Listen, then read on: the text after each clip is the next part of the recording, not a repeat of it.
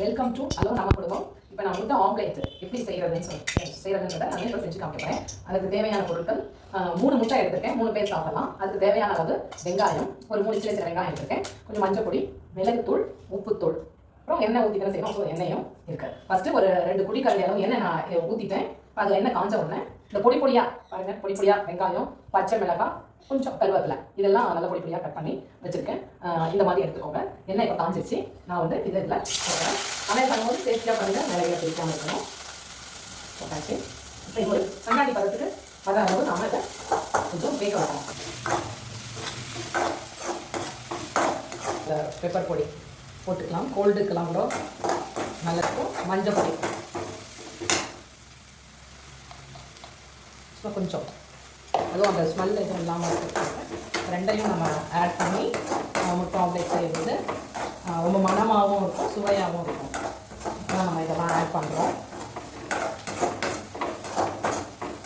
வாங்கிக்கிறோம் கொஞ்சம். அதில் இந்த 3 முட்டை நான் உடச்சி ஏற்கனவே ஊற்றி வச்சுருக்கேன்.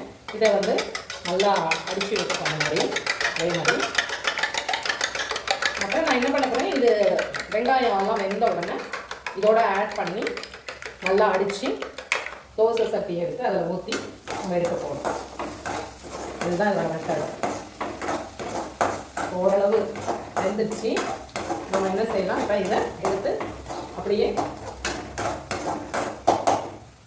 முட்டையில் ஊற்றிடலாம். வெந்துடுச்சு.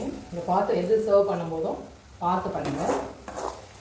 அதுக்கு இதில் ஊற்றிடலாம். பச்சை முட்டையில் தானே நம்ம ஊற்றுறோம், அதனால் ஒன்றா வந்து சட்டி காஞ்சதுக்கப்புறம் நம்ம கொஞ்சம் எண்ணெயை போட்டு அப்படி காய்ப்போம். இதை நம்ம அடித்து வச்சுருக்கிறது அதில் ஊற்ற வேண்டும்.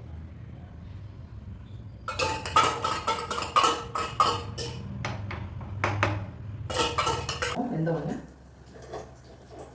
நல்லாவே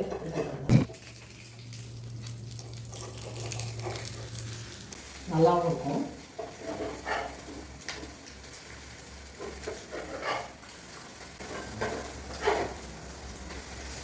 அவ்வளோதான், ஆல்மோஸ்ட் நல்லா வெந்து வந்துருச்சு. சரி, அவ்வளோதான், ரெடி ஆயிடுச்சு.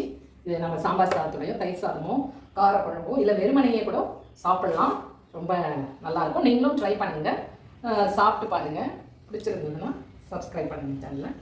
வேறு ஒரு டிஷ்ஷோட நான் உங்களை வந்து மீட் பண்ணுறேன். தேங்க்யூ.